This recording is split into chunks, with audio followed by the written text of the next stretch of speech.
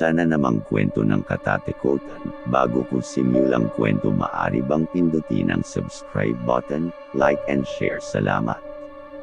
Ang kakambal kong engkanto. Sa isang maliit na bayan sa malalayong bundok ng Sierra Madre, nakatira ang isang binata na nagngangalang Miguel.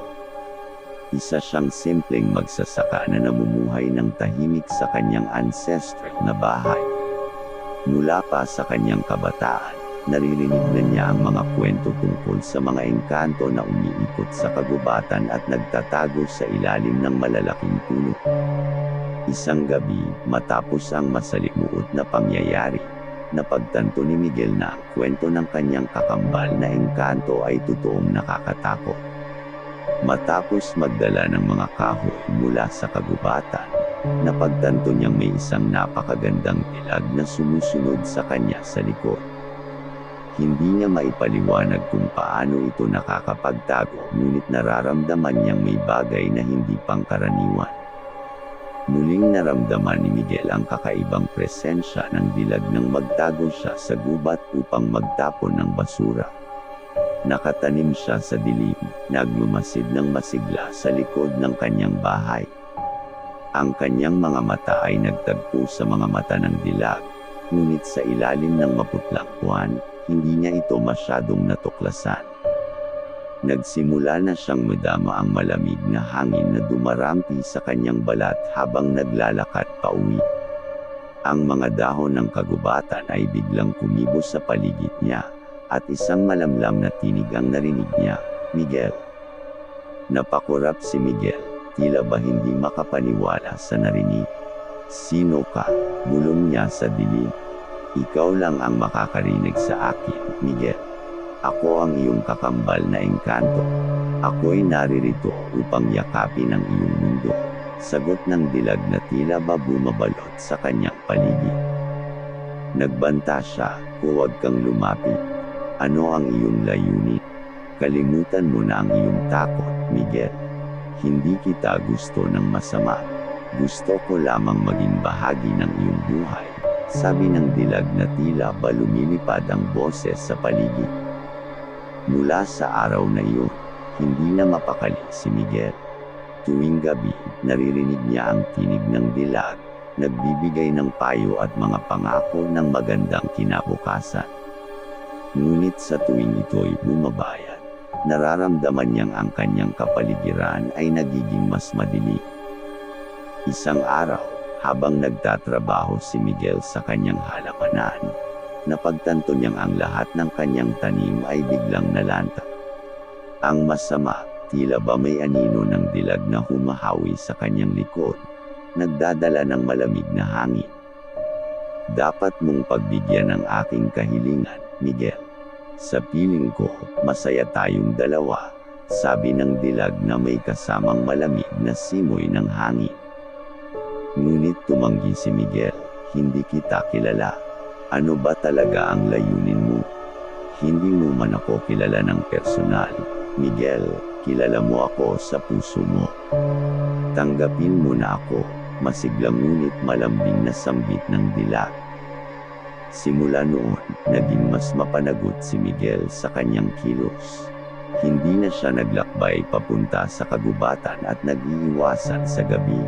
Subalit, kahit anong gawin niya, naroon pa rin ang malamig na hangin na nagdadala ng tinig ng dilag. Isang gabi, habang natutulog si Miguel, biglang nagising siya sa malamig na simoy ng hangin. Nakita niya ang dilag na tila ba naglalakad palapit sa kanya. May malamig na mata na nagsasalita, "Miguel, huwag mo akong itakwil. Ako'y iyong kapalaran. Magiging maligaya ka sa aking piling." Natakot si Miguel, ngunit sa kabila ng takot, may bahagi ng kanyang puso na unti-unti nang naaakit sa kaharian ng dilag. Subalit, may isang nakapangangilabot na pag-aalinlangan na bumabalot sa kanyang isipan. Tuluyan mo na bang tatanggapin si Miguel sa piling ng dilag o haharapin mo ang iyong takot at ipagpapatuloy ang kwento? Nanginginig si Miguel sa kabila ng kanyang takot. Tumindig siya mula sa kanyang higaan, Pinagmasdan ng dilag na unti-unting lumalapit sa kanya. Sa ilalim ng malamig na ilaw ng buwan, napansin niya ang kutis na mistulang puting rosas at mga matang naglalakbay sa madilim na gabi. "Hindi ko kayang tanggapin ang iyong alok," sabi ni Miguel nang may pagpapasya. Nagsimula ang dilag na maglakad palapit sa kanya, at ang kanyang boses ay nag-iba ng anyo, nagiging mas mapanligaw. "Miguel, alam mo sa sarili mong puso na wala nang makakapigil sa atin. Sa iyong piling, makakamtan natin ang walang hanggang ligaya." Tinangkang ilayo ni Miguel ang kanyang tingin, ngunit parang may kapangyarihan ang mga mata ng dilag na humihila sa kanyang damdamin. Sinubukan niyang pigilan ang sarili, ngunit unti-unti siyang nadala sa kakaibang kagandahan ng engkanto. Pakiramdam ni Miguel, parang may mga kamay na humahawak sa kanyang puso, isang nakakatakot na panggigilid sa kanyang kalooban. Ngunit may isang bahagi ng kanyang sarili na nagmumula sa pagkakakilanlan niya bilang tao na nagtutulak sa kanya na lumaban. "Kailangan kong magpatuloy sa aking buhay ng normal. Hindi kita kayang isama sa mundo ko," deklarya ni Miguel nang may kasamang kahit kunting lakas ng loob.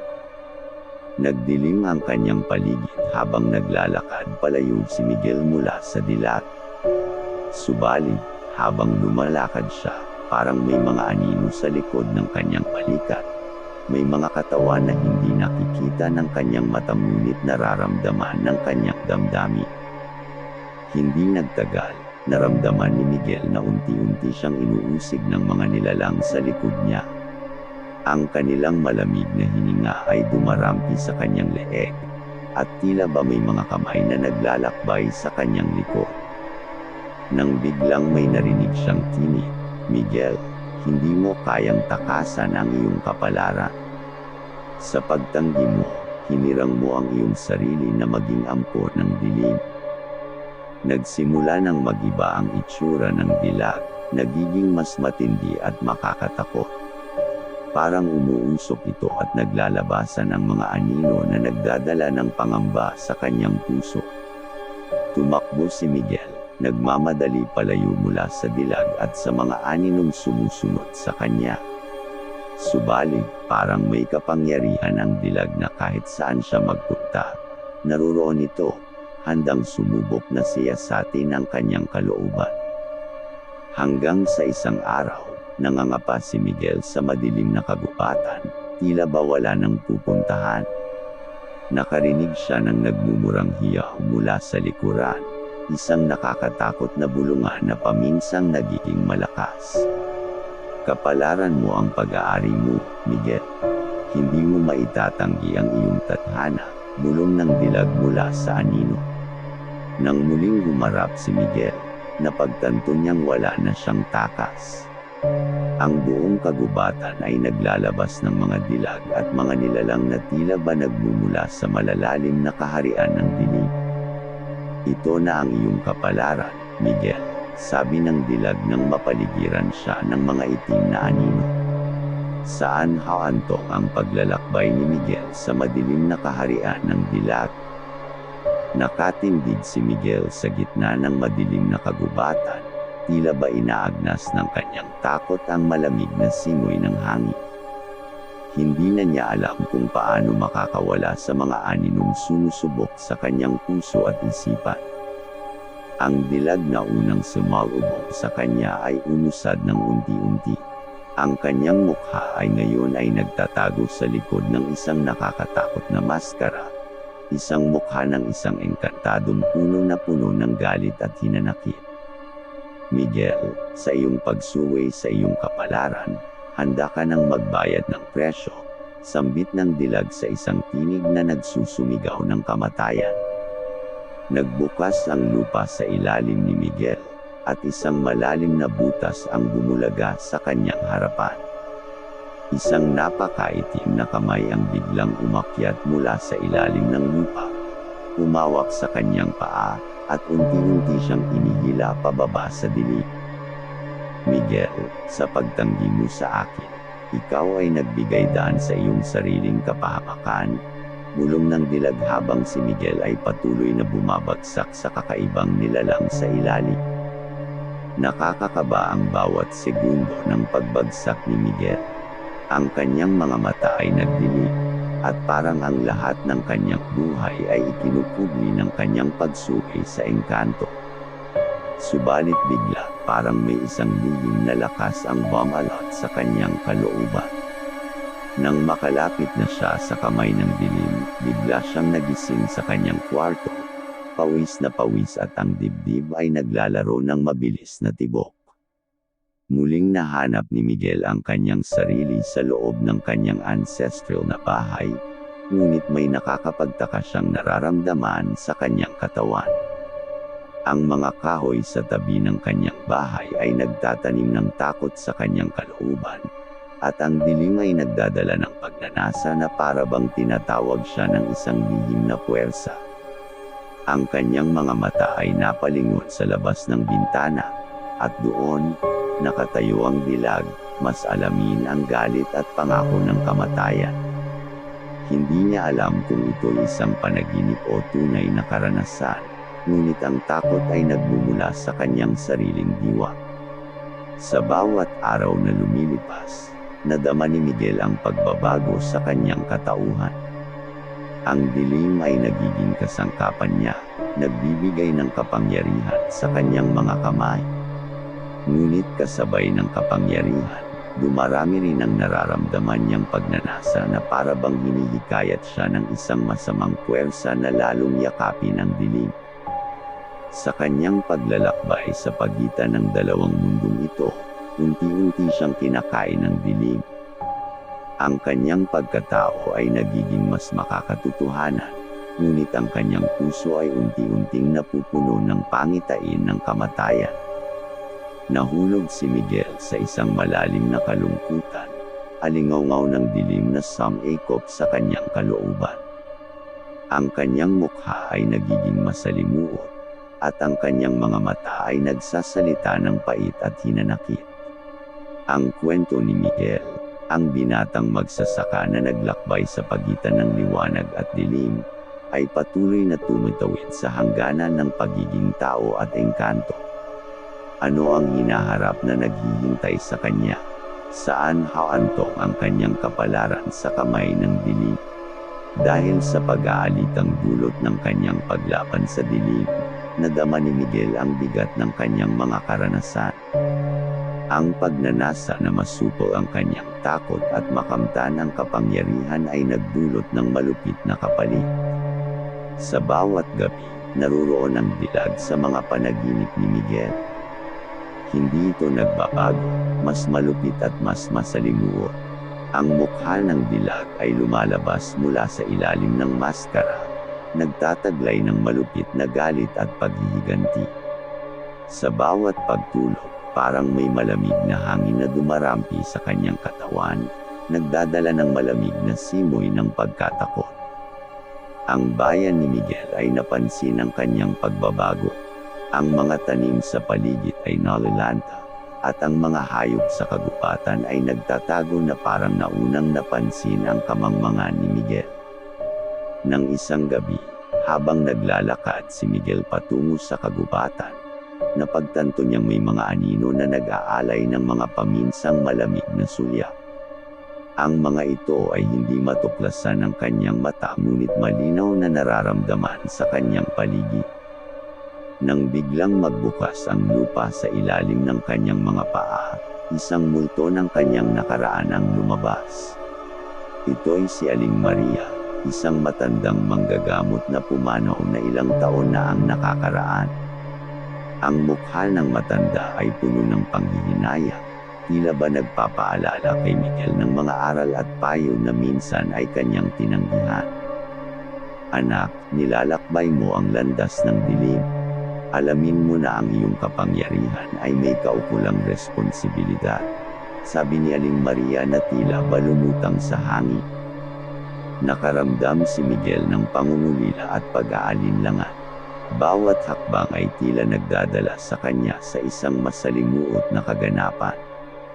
Hindi niya alam kung paano magsimula, ngunit may pag-asa siyang makabawi sa dilim na kanyang dinala sa kanyang sarili. Sa bawat siklo ng kanyang buhay, lumalim ang kanyang ugnayan sa dilim. Nanggigil si Miguel sa harap ng kanyang kasalukuyang kalagayan, tila ba nasusubok na isingin ang mga nalilimutang bahagi ng kanyang kalooban. Isang araw, natagpuan niya ang isang lumang aklat sa bahay ng kanyang yumaong lolo. Isinulat ito ng isang manggagamot na nagtagumpay sa pagpapahupa ng dilim sa kanyang komunidad.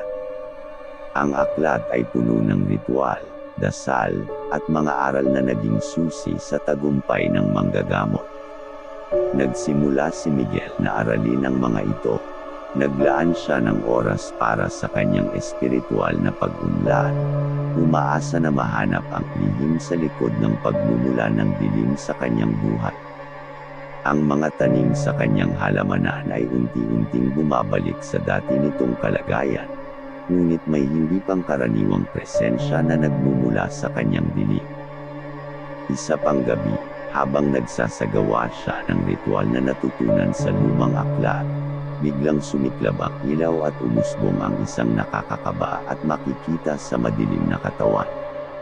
Siya'y nakatindig sa harap ni Miguel, tila ba isang espiritu na nagdadala ng kakaibang enerhiya. Salamat, Miguel, sa iyong pagsusumikap. Nahanap mo ang lihim na nagdudulot ng kapangyarihan at takot sa iyong puso. Ngunit, ito'y isang pagsubok lamang. Ang tunay na laban ay magsisimula pa lang, sabi ng dilag sa isang tinig na puno ng kaharian. Ano ang haantong kay Miguel sa paghaharap sa dilim at sa sarili niyang kadiliman? Paano niya iligtas ang kanyang bayan mula sa anino ng takot na kanyang nilikha? Habang lumalim ang gabi, nadama ni Miguel ang bigat ng responsibilidad sa kanyang mga balikat. Ang dilim na siyang kanyang pinakakasangkapan ay hindi lamang nagbibigay ng kapangyarihan, kundi nagdadala rin ng malupit na hamon sa kanyang kalooban. Dumating ang isang araw ng malakas na bagyong dumaan sa kanyang bayan. Ang hangin ay hamampas at ang ulan ay bumuhos ng tulad ng walang kainggan. Sa gitna ng unos, naririnig ni Miguel ang mga hiyaw ng takot mula sa kanyang mga kababayan. Dahil sa pag-aalinlangan at takot, nagpasya si Miguel na gamitin ang kanyang kapangyarihan upang tulungan ang kanyang bayan. Tumungo siya sa pinakamataas na bahagi ng bundok, kung saan ay naroroon ang puno na siyang pinagmumulan ng kanyang dilim. Sa ilalim ng malupit na kaharian ng dilag, umarap siya sa itim na engkanto, ang tagapamahala ng dilim. Ang kanyang mukha ay puno ng kaayawan at pangiinsulto. Anong ginagawa mo dito, Miguel? Hindi mo kayang kontrolin ang dilim. Ibinubukas mo ang landas para sa aming kapangyarihan, sabi ng itim na engkanto. Ngunit hindi natakot si Miguel. Sa kabila ng takot na kanyang nararamdaman, may lakas siyang kinuha mula sa kanyang tapang at pagmamahal sa kanyang bayan. Ang dilim na ito ay nagdadala ng takot at paghihirap sa aking bayan. Hindi ko na kayang pabayaan ito, pabibo niyang tugon. Nagpatuloy si Miguel sa pagbigkas ng mga dasal at ritual mula sa lumang aklat. Isinumpa niya ang dilim na nagdadala ng sakit at takot, at ipinangako niyang gagawin ang lahat para protektahan ang kanyang bayan. Nang mapagtanto ng itim na engkanto ang desisyon ni Miguel, biglang umalsa ang hangin, at ang ulan ay hamupa. Ang malakas na hangin ay nagsilbing kasabay ng galit na binubuga ng itim na engkanto. Ang dilim sa paligid ay bumabalot ng masusing pangangalahati, tila ba naglalaho. Ngunit bago tuluyang maglaho, ang dilag na siyang kaharian ng dilim ay nagpakita, at ang kanyang mukha ay puno ng pagkamuhi. Hindi mo kayang pigilan ang dilim, Miguel.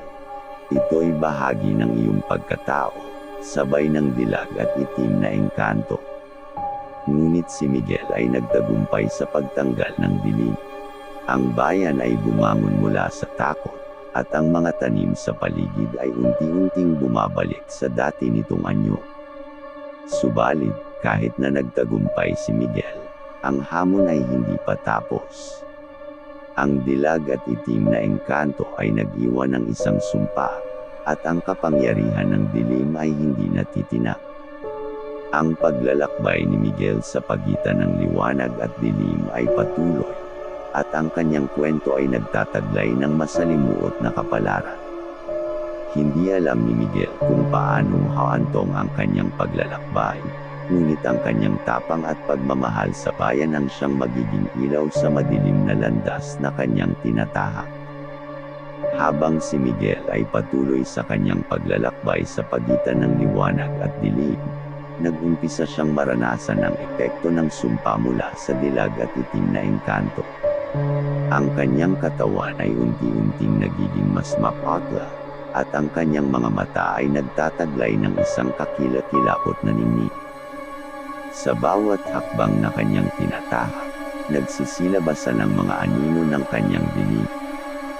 Ang mga ito ay nagdadala ng masalimuot na mga pangako at pangako ng kamatayan. Hinahabol siya ng mga multo ng kanyang mga pagkukulang at nagiging mas malamig ang hangin sa paligid. Sa kanyang paglalakbay, natagpuan ni Miguel ang isang luma at napakadilim na kagubatan. Dito, naroon ang ilalim na mundo ng mga engkanto at espiritu. Naisip ni Miguel na dito'y maaaring makatagpo ng mga kasagutan sa kanyang paghahanap. Ngunit sa kanyang paglipat sa kagubatan, naramdaman niya ang isang hindi pangkaraniwang presensya. Ang mga puno ay parang may sariling buhay, at ang mga anino ay bumabalot sa kanyang paligid.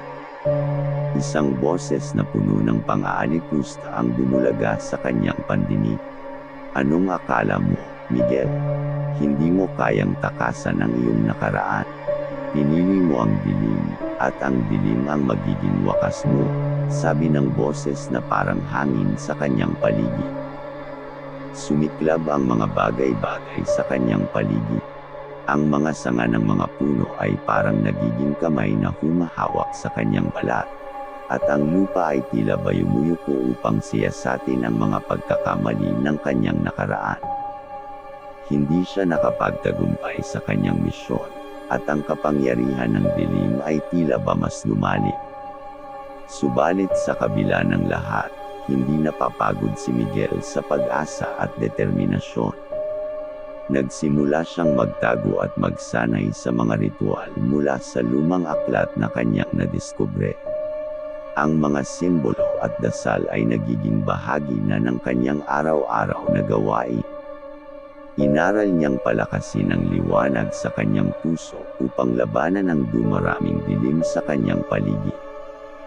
Isang gabi, habang siya ay nagmumuni-muni sa ilalim ng mapuputing bituin, biglang nag-iba ang atmosfera. Ang hangin ay nagtulungan at napansin ni Miguel ang isang mahinang pag-usbong ng liwanag mula sa kanyang puso. Ang dilag at itim na engkanto ay muling nagpakita, ngunit sa kanyang pagmumuni-muni at tapang, nagdala si Miguel ng sariling liwanag. Ang kanyang puso ay nagningning, at ang mga anino ng kanyang dilim ay unti-unting nagsimulang maglaho. Hindi ka maaaring paglaruan ng dilim mo, Miguel. Subukang pawiin ang takot at pananakot na dulot nito, sabi ng dilag na mas malumanay na boses. Ngunit kahit na may natamo ng tagumpay, naroon pa rin ang hamon sa harap ni Miguel. Ang sumpa ay nag-iwan ng malalim na sugat sa kanyang puso, at hindi pa rin malinaw kung paano ito mabubura.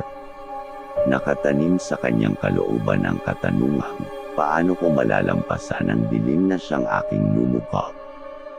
Ano ang susunod na kabanata sa aking mapanganib na paglalakbay? Ang kwento ni Miguel ay patuloy na umuusbong, at ang paglalakbay niya sa gitna ng liwanag at dilim ay nagdudulot ng nakakakaba at makatutuhanang yugto sa kanyang buhay. Sa pagtahak niya sa landas ng kanyang pagsusumikap, matutuklasan niya ang lihim na nagtataglay sa kanyang sariling pag-asa at lakas. Sa paglipas ng mga araw, nadama ni Miguel ang panghihina ng kanyang katawan. Ang sumpa ng dilim ay unti-unting kumikapit sa kanyang kaluluwa, at ang kanyang mga panaginip ay nagiging masalimuot at mas masalanta. Isang gabi, habang naglalakbay si Miguel sa kagubatan, napagtanto niyang ang kanyang mga yapak ay bumabalot ng makapal na dilim. Ang kanyang landas ay tila walang wakas, at ang mga anino ng kanyang dilim ay patuloy na sumasalubong sa kanya, nagdadala ng mas matinding takot at pangamba. Sa kanyang paglalakbay, nakatagpo si Miguel ng isang matandang manggagamot na nagtatago sa masukal na kagubatan. Tinawag siyang Lolo Andres, isang lumang manggagamot na sinasabing may kapangyarihan na gawing lihim ang mga bagay-bagay. Hindi ka na nag-iisa sa iyong laban, anak. Maaaring may kapangyarihan ang dilim, ngunit sa likod ng bawat dilim, may liwanag na naghihintay na mahanap mo, payo ni Lolo Andres kay Miguel. Nagsimula si Lolo Andres na magturo kay Miguel ng mga espiritual na ritual at orasayo. Itinuro niya sa binata ang kahalagahan ng paglalakbay sa sariling kalooban at ang pangangailangan na harapin ang mga takot na bumabalot dito. Ngunit sa bawat ritual, mas naramdaman ni Miguel ang pag-aalab ng dilim sa kanyang puso. Ang dilim ay tila ba nagiging bahagi ng kanyang sarili, at ang pangako ng kamatayan ay lalong nagiging malakas. Isang gabi, habang siya ay natutulog sa tabi ng apoy, napagtanto ni Miguel na ang apoy ay hindi na nagbibigay ng init. Ang dilim ay nagsanib sa apoy, tila ba sinusubok ang kanyang tapang at determinasyon. Sa isang tila bang pangarap, nagtagpo siya sa isang anino na may mukhang halos katulad niya. Ang anino ay bamulong, hindi mo kayang takasan ang iyong sariling dilim, Miguel. Ito ay magiging bahagi ng iyong pagkakakilanlan. Sa paggising ni Miguel, naramdaman niya ang pagkabahala sa kanyang kalooban. Subalit, sa halip na sumuko, nagdesisyon siyang tahakin ang kakaibang landas na tinatahak ng kanyang dilim. Sa kanyang paghahanap, natagpuan niya ang isang misteryosong lugar sa gitna ng kagubatan. Isang lumang silong ang bumungad sa kanyang mga mata. Pumasok si Miguel, at doon ay nadatnan niya ang isang altares na puno ng mga kakaibang simbolo at mga lihim na ritual. Siya'y nagdala ng sariling lihim na ritual, at sa harap ng altares, nagpatuloy siya sa kanyang mga dasal. Ang kanyang puso ay tila ba sumasabay sa ritual, at ang mga pagkakasala ng kanyang nakaraan ay unti-unting naglalaho. Ngunit, biglang sumiklab ang dilim sa paligid. Ang mga anino ng kanyang dilim ay naglakbay patungo sa altares, nagdadala ng masalimuot na presensya. Sa likod ng kanyang isipan, narinig niya ang pangako ng kamatayan na bumabalot sa kanyang dilim. Sa pag-akyat ng takot, nagbukas ang lupa sa ilalim ng kanyang mga paa, at siya'y hinayla pababa ng lupa. Ang mga anino ay sumikop sa kanyang paligid, at ang altares ay parang nagdudulot ng mas matinding pangungulila. Habang siya'y bumabagsak, narinig ni Miguel ang tinig ni Lolo Andres na sumigaw, "Ang dilim ay hindi magwawagi, anak. Huwag kang bibitaw." Sa dulo ng kanyang pagbaba, napagtanto ni Miguel na ang liwanag ng kanyang puso ay hindi natitinak.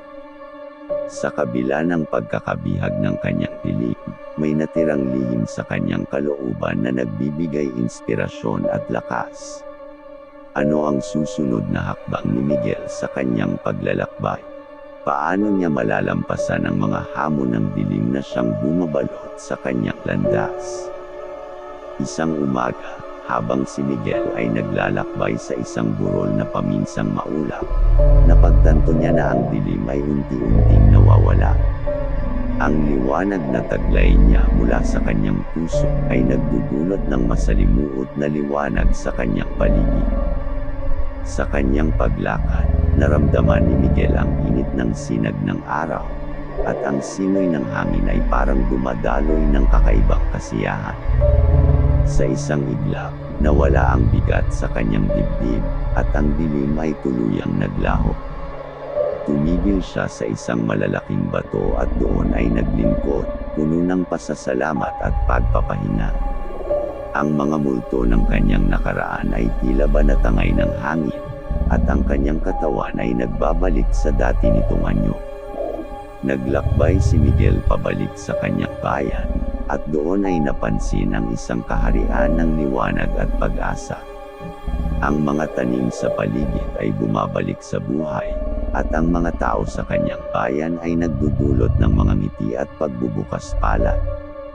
Sa kabila ng lahat ng paghihirap at pagsubok, nakamtan ni Miguel ang tagumpay sa kanyang paglalakbay. Hindi man buo ang kanyang katawan, ngunit ang kanyang puso ay mas malakas at puno ng pag-asa. Sa harap ng kanyang bayan, naglingkod si Miguel at bumukas ang kanyang puso sa kanyang mga kababayan. Ang dilim at liwanag ay laging nag-uunahan sa ating buhay. Huwag tayong matakot harapin ang ating sariling dilim, sapagkat sa likod nito ay naghihintay ang liwanag ng pag-asa, aniya. At sa kabila ng kanyang mga paghihirap, masigla siyang nagtapos ng kanyang kwento. Sa bawat hakbang sa dilim, may tagumpay na naghihintay. Hindi ko ito narating ng mag-isa. Sa tulong ng mga taong nagbigay inspirasyon at pag-asa, natagpuan ko ang lakas na hinarap ang dilim na bumabalot sa aking landas. Hindi ito kwento ng tagumpay lamang, kundi isang paglalakbay na nagdala ng liwanag sa kabila ng kadiliman. Sa inyo, mga kaibigan, nakasama ko sa aking paglalakbay, maraming salamat.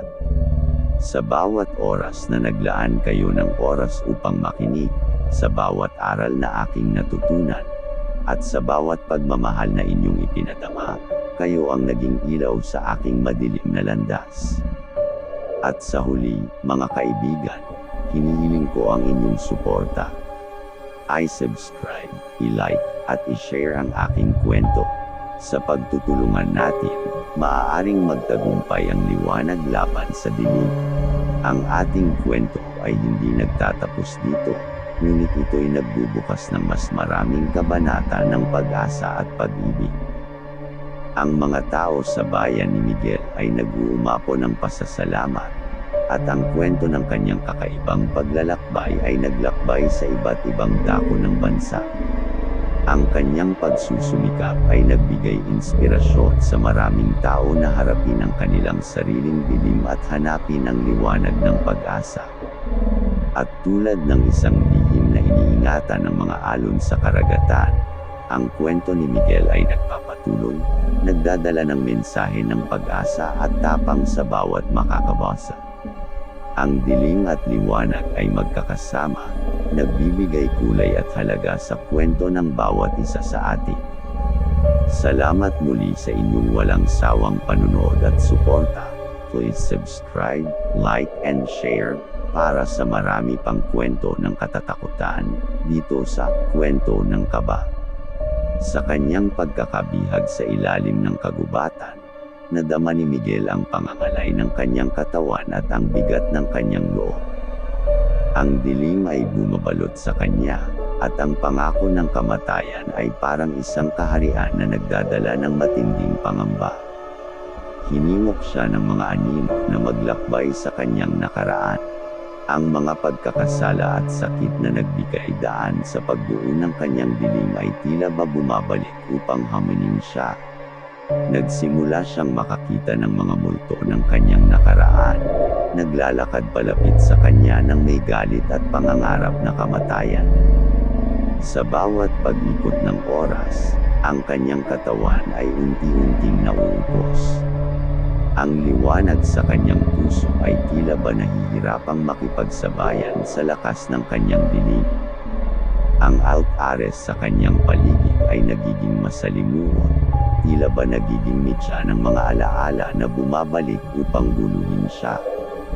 Nang makarating siya sa pinakababa ng lupa, ang kanyang pandinig ay napuno ng mga hagulgol at pagmumura.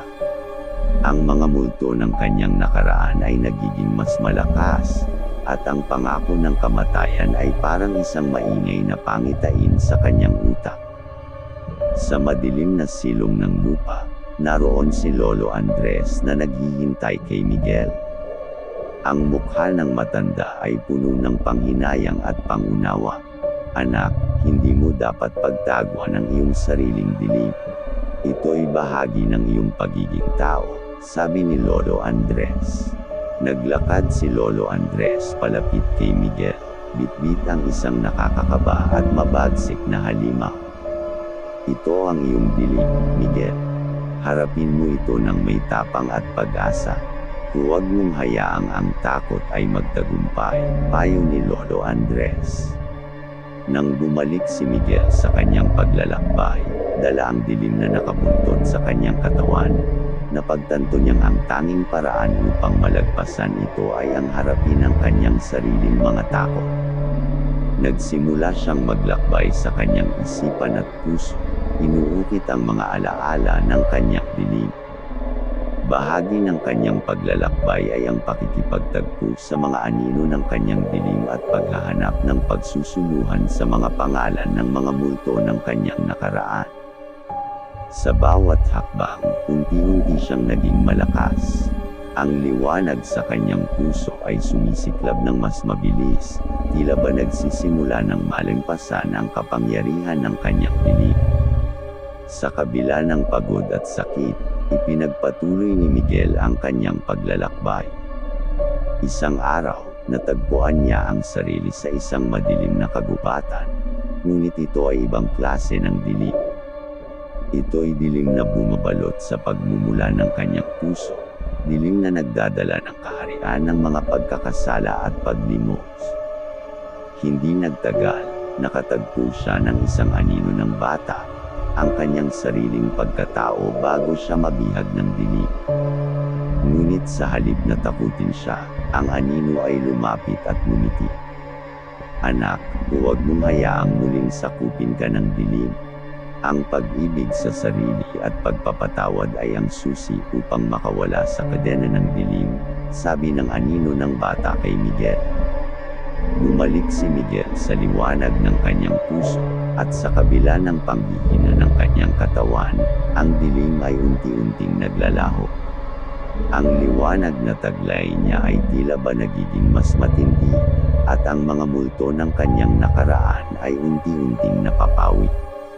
Ngunit, sa pagtatapos ng kanyang paglalakbay, nag-iwan ang dilag at itim. Naengkanto ng isang huling pangako, "Hindi ka makakalabas sa ilalim ng aming kapangyarihan, Miguel. Ang dilim ay hindi kailanman mawawala."